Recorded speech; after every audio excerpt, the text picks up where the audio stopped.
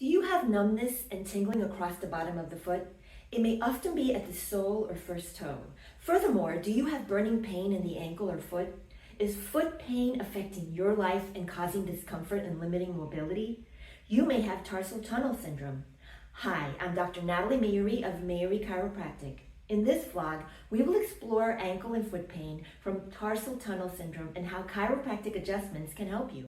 So when thinking of chiropractic, people always think it's only for the spine. However, the question people ask often is, can a chiropractor adjust the foot and ankle? The answer is yes.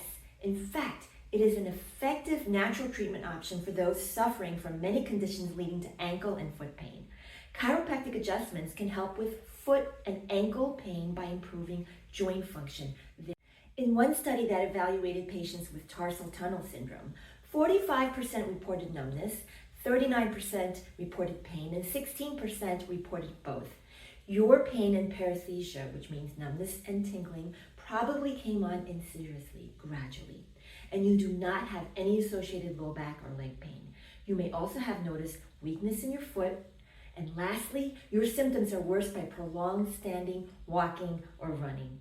The posterior tibial nerve may be stretched or compressed in the tarsal tunnel. This is a tunnel formed by the flexor retinaculum, a band of thickened deep fascia around the tendons, the calcaneus, a large bone forming the heel, and the distal tibia, your shin bone, and the malleolus, the inner and outer bony protuberances of the ankle. Contents of the tunnel include the tendons of the posterior tibialis muscle, the flexor digitorum longus muscle, and the flexor hallucis muscles. Also, the posterior tibial artery, vein, and nerve run through the tunnel. Hyperpronation, excessive inward rotation of the foot during gait, is often the cause of tarsal tunnel syndrome. This could be due to the tightening of the flexor retinaculum or the arch of the abductor hallucis muscle. This muscle is located on the inner border of the foot and bends the big toe or moves it out to the side. However, trauma and the subsequent swelling may also cause entrapment of the tibial nerve. There may also be a chronic tenosynovitis of the posterior tibial or flexor digitorum longus tendons.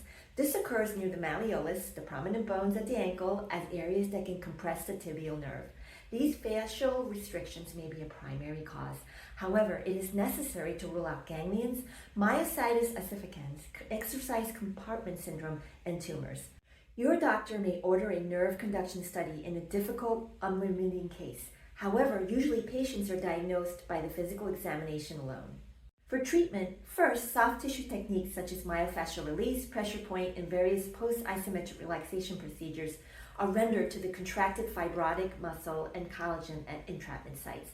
Second, chiropractic adjustments to the foot, ankle, and associated areas such as the knee, hip, pelvic, or lumbar low back, restricted joints along the kinetic chain is important.